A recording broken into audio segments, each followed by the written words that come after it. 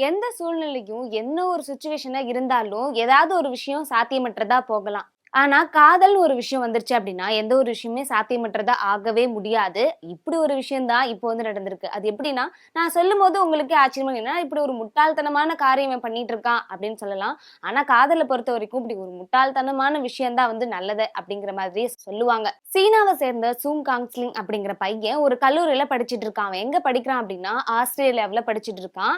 வாரத்துக்கு ஒரு முறை என்ன பண்றான் அப்டின்னா, தன்னுடைய காதலிய பார்க்கணும் அப்டிங்கிறதுக்காக ஆஸ்திரேலியாவிலிருந்து வாரத்துக்கு ஒரு முறை வந்து பயணம் செஞ்சுட்டு வந்து தன்னோட காதலிய வந்து பார்த்துட்டு போறான். வாரத்துக்கு ஒரு நாள் வந்து பயணம் செஞ்சு தன்னோட காதலிய பார்த்துட்டு போறான் அப்டின்னு சொன்னேன்ல, அது எவ்ளோ தூரம் அப்டின்னா, சுமார் ஒரு 10,000 கிலோமீட்டர்.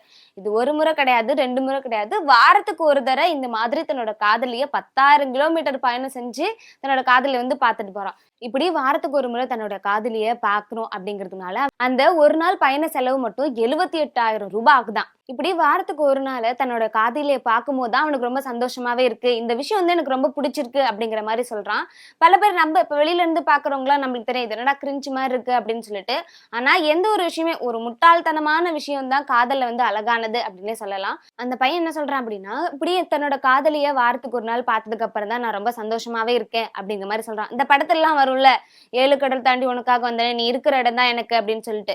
இது கேட்கறதுக்கு வேணா ஒரு ஆக்வர்டா இருக்கலாம். பட் அததான் அவங்க வந்து அழகான விஷயமா பார்க்குறாங்க. அந்த தம்பிட்ட காசு இருக்கு. அதனால அந்த பையன் என்ன பண்றான்னா, அப்படியே டிராவல் பண்ணி அவங்களோட காதலிய வந்து பார்த்துட்டு போறான். இப்படியே தன்னோட காதலிய வந்து பயணம் செஞ்சு பார்த்துட்டு போறான் இல்லையா? இத பார்த்து நெட்டிசன்களே என்ன சொல்றாங்கன்னா, இதுதான் உண்மையான காதல் அப்படிங்கிற மாரி சொல்றாங்க. அந்த பையன்ட்ட காசு இருக்கு. அதனால அவன் வந்து பார்த்துட்டு போறான். இல்லன்னா இந்த விமானத்துல வந்து வித்தவுட்லாம் கிடைக்கும் அப்படின்னு சொன்னா, நம்மளும் ஒரு தடவ ட்ரை பண்ணி பார்ப்போம்.